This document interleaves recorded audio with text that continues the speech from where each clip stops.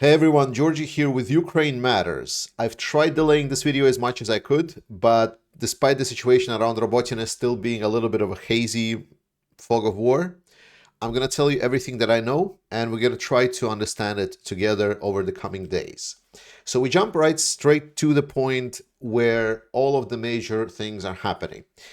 What we've heard in the last couple of days is that after crossing the Suraviking line, this is the anti-tank trench line, Ukrainians not only started using their light infantry, but they also started using their heavy units. Right now, there have been multiple confirmed sources that Ukraine have used. I believe it was up to 4 companies, so roughly couple like hundred of people. I guess it's up to 1,000 of people. I believe 4 companies is with and including heavy equipment. So they have been using some mechanized force. This is to answer all of the people that were asking, now that the minefields are gone, will Ukraine start using their maneuver capability and their heavy equipment more?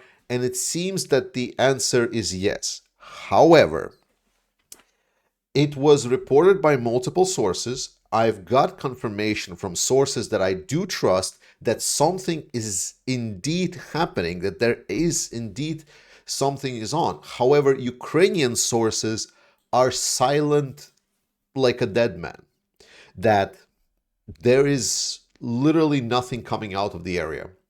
Russian sources are claiming that there is an increased activity in the area. They are claiming that Ukraine has intensified their offensive. They are claiming that Ukrainian forces are utilizing more heavy equipment, but there is no confirmation on that. Beyond that, we've seen satellite images representing that indeed, compared to what other artillery shelling we've seen before, we're now seeing significantly increased artillery shelling, essentially representing that Ukraine might indeed be launching some kind of bigger offensives. Initial thought was that Ukraine will go for a breakthrough attempt. But as it turned out later on, it was probably more of a hype and more of a scared Russian misrepresenting the situation. So right now, after a couple of days, we can say that probably it was that Ukraine has just started using their mechanized equipment a little bit more. So now it's not only the light infantry, it's also we will probably see tanks and in more infantry fighting vehicles. The issue is that while we know that apparently something is up, we don't have a confirmation from Ukrainian side. And if we're thinking that if Ukrainians are advancing and right now there is and they're not gaining anything, for example, that Russians have stopped their advances, then it would be almost guaranteed that Russians would already flood the internet with images of destroyed advancing Ukrainian columns, which has not happened. We don't see a significant increase in essentially videos. There are still here and there video of Russians striking Ukrainian assets, yes, but nothing that suggests that some kind of a big offensive was stopped. In any case, something is up. We're trying to understand it. I'm trying to understand it. And it's a little bit unclear how successful or not successful Ukraine was. There has been multiple claims, but there has been little update on the situation. We're following through, and we're going to talk more in details this Sunday when we're going to evaluate this whole offensive situation around the front line. But notably, in the south, this is where we're hearing certain things happen mostly around Robotina axis. Ukrainians have claimed that they also have success around Vuhledar area, but again, it was mostly we have success there, await good news, but nothing still has been reported. There has been reports about some action, again, more of a raid around the Kherson Oblast, but again, not much details that I could gather. very unclear what's the situation in the South right now. So hopefully we'll find out in the coming days. We have seen certain interesting developments. For example, in the area of Marinka, which is quite quite a place. It's been static for some while. There has been recent pictures shown that Ukrainians are actually further into Marinka, so they've regained some territory that was supposed to be captured by Russians. So Ukrainians are pushing, but again, it's maybe a couple of streets, so it's not as relevant. With regards to Bakhmut situations, Ukrainians are again very gradually advancing on the south. Overall, they're in comfortable position, and I explained that right now they're having favorable grounds. Russians are a little bit worried. They're saying that the command are taking some of the units from the north side of Bakhmut to reinforce some of their forces in the south. So now they are a little bit wary of the situation around this area over here, around Soledar. But again, their wariness doesn't really represent whether or not Ukraine will be utilizing it. There are certain reports from Russians that Ukraine is amassing some force around Bakhmut because they see a weakness in there, but we cannot say for sure that they will exploit this. What is seen that Russia is amassing and supposedly is wants to do is they want to start attacking the same directions around Sinkivka to Kupiansk and around Kremina to Liman. Those two groupings have been there. I've talked last time that supposedly Russians have been pulling some of the forces away from it, and that's true.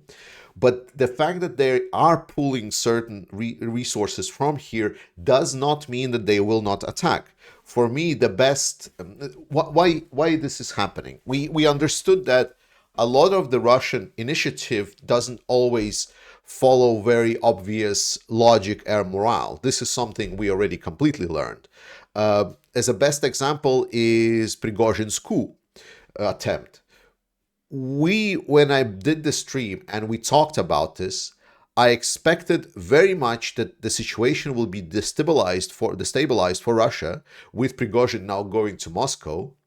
And the expectations was that it's going to be some kind of a, well, open fire.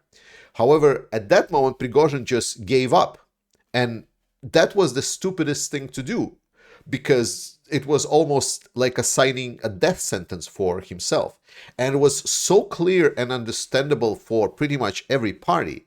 And that's why I guess I was also surprised. That's why my predictions during that time didn't pay out, because it was a stupid thing to do.